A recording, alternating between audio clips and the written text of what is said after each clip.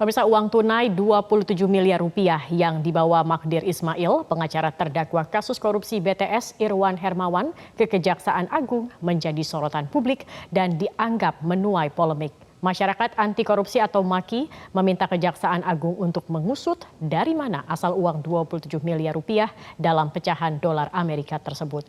Dan untuk membahasnya sudah bergabung bersama kami Koordinator MAKI atau Masyarakat Anti Korupsi Bonyamin Saiman. Selamat malam Mas Boyamin. Mas Boyamin, tadi Kejaksaan mengatakan akan mendalami terkait dengan uang tunai 27 miliar rupiah ini. Tetapi Anda mengatakan bahwa pihak Kejaksaan ini kurang gercep gitu. Maksudnya kurang gercep bagaimana, Mas?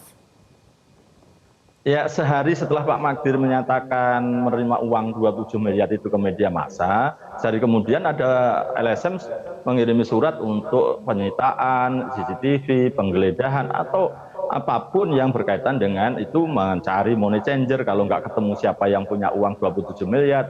Nah, baru setelah Pak Magdir Ismail kemudian dipanggil Senin, mundur sampai Kamis, baru kemudian melakukan proses-proses untuk mencari rekaman CCTV. Ya, sudah menjadi sangat terlambat dan bisa aja CCTV itu rusak, itu bisa aja kan gitu. Karena perjalanan waktu 6 hari itu kan bisa aja ada orang dari jarak jauh yang nakal untuk meremote bahwa CCTV-nya tempatnya Pak Magdir rusak misalnya. Kan banyak hal yang kesempatan untuk orang untuk menghilangkan jejak gitu loh. Jadi tidak gercepnya di situ gitu. Saya belum tahu apakah CCTV tempatnya Pak Magdir itu rusak atau tidak. Tapi setidaknya itu kan sangat jauh sampai lebih dari hampir 8 hari gitu jeda waktunya. Kalau saat itu juga Pak Magdir hari Selasa itu siang itu deklar di Pengadilan Negeri Jakarta Pusat bahwa dia menerima uang 27 miliar dan dibuat media massa, mestinya sorenya Kejaksaan Agung langsung mendatangi Pak Magdir dengan sopan meminta klarifikasi dan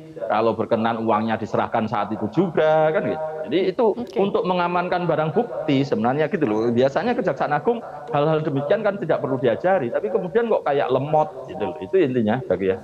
Oke, baik. Jadi untuk mengamankan barang bukti di sini Anda menilainya kurang gercep dari Kejaksaan Agung itu begitu ya. Nah, sebenarnya bagaimana prosedur seharusnya jika kemudian Kejaksaan Agung ini menerima ada orang yang mengembalikan uang dalam perkara begitu. Apakah bisa diterima tanpa mengetahui siapa orangnya, bagaimana latar belakangnya, Mas Bonyamin? Ya. Kira-kira ada nggak orang nyumbang 27 miliar itu ada nggak sekarang ini? Nyumbangnya ke orang lagi yang kena perkara gitu kan nggak ada. Nyumbang ke panti asuhan aja belum tentu sampai 1 miliar orang kaya-kaya itu kan. Itu loh. Jadi ini kan banyak bukti petunjuk sebenarnya yang bisa didalami oleh Kejaksaan Agung. Ada 2 saksi atau 2 tersangka yang mengatakan menyerahkan uang 27 miliar kepada seseorang.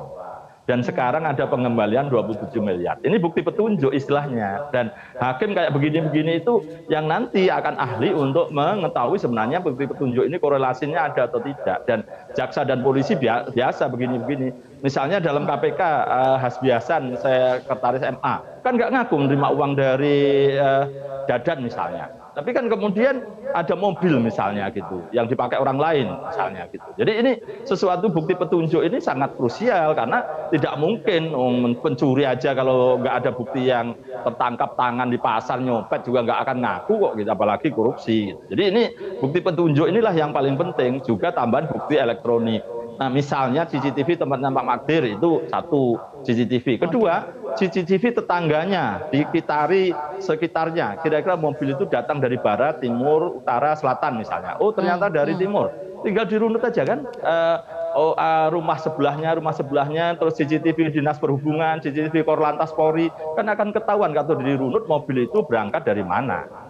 Itu. Terus juga kayak Sambo dulu loh, Ferdi Sambo kan bisa diurut dari Duren 3 atau dari mana itu sampai ke Magelang kan bisa dirunut CCTV-nya gitu. Jadi terus nanti kalau wajahnya bisa diketemukan orang itu paling lebih gampang lagi, itu dibawa ke Kemendagri, Dukcapil, pengenalan wajah itu presisi sekali itu. Misalnya Zakia tanpa diketahui namanya dibawa ke, saya uji coba bawa ke Dukcapil, itu akan ketahuan, oh ini identitas di EKTP namanya Zakia. Gitu sebenarnya gampang, kalau mau gercep itu udah selesailah merunut siapa yang berkepentingan terhadap uang 27 miliar ini, Zakia. Baik.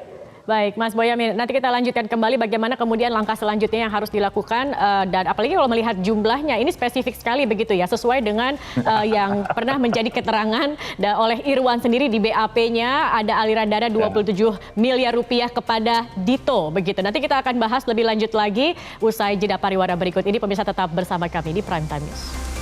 Baik, kami akan kembali melanjutkan perbincangan bersama dengan Koordinator MAKI, Mas Boyamin Saiman. Mas Boyamin, tadi Anda katakan bisa diusut dari CCTV. Nah, selain CCTV sebenarnya di sini ada petunjuk yang sangat jelas begitu dengan jumlahnya yang sekitar 27 miliar rupiah. Ini mirip dengan BAP yang disampaikan oleh Irwan sendiri begitu yang mengaitkan dengan nama Dito. Apa kemudian yang harus dilakukan lebih dalam lagi? Pengusutan seperti apa kemudian yang harus dilakukan oleh pihak Kejaksaan Agung? Selain Irwan ada Windy Permana kalau tidak salah juga menyebut terkait dengan nama tersebut.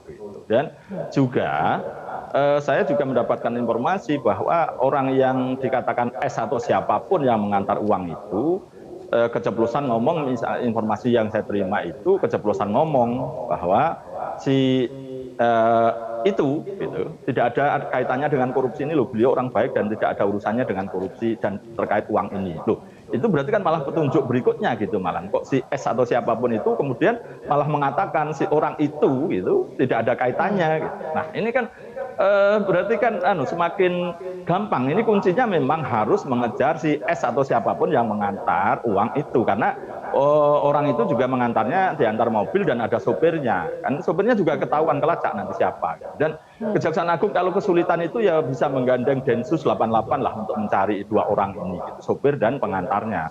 Bahkan kalau tidak salah bisa aja 3 orang yang ngantar 2 orang, yang sopirnya 1 gitu. Setahu saya gitu. Jadi ini kalau kesulitan misalnya, tapi Kejaksaan Agung setahu saya itu satu sudah punya hak untuk menyadap, artinya untuk juga mengolah hasil rekaman seluler segala macam, karena berdasarkan undang-undang yang ada, Undang-Undang Nomor 11 Tahun 2001 berwenang menyadap. Kedua juga punya alat sadap yang menurut saya bahkan lebih canggih dari yang dipunyai KPK.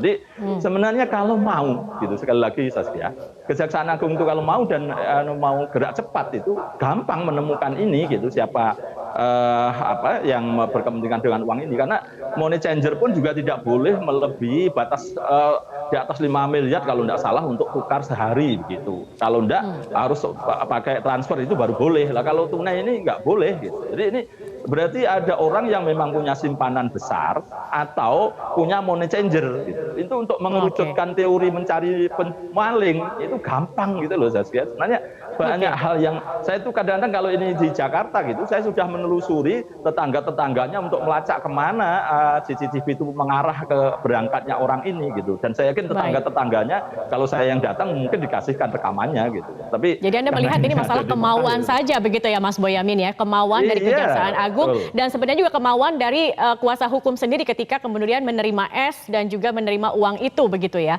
Nah ini Anda melihatnya apakah, karena dari sisi kuasa hukum mengatakan dengan penyerahan uang ini ia berharap bisa meringankan beban Irwan begitu. Ya bahkan lebih tinggi lagi sebenarnya. Saya paham Pak Magdir itu nantinya akan menggambarkan bahwa Irwan itu korban pemerasan. Kalau korban pemerasan kan akan putusan bebas karena dia akan mengkonstruksikan ditekan dari kanan, kiri, bawah, atas untuk menyerahkan uang, untuk mengambil uang misalnya gitu loh. Jadi ini sampai level itu sebenarnya gitu. Tapi ya harus sampai 119 miliar, kalau tidak ya berarti masih kurang kan.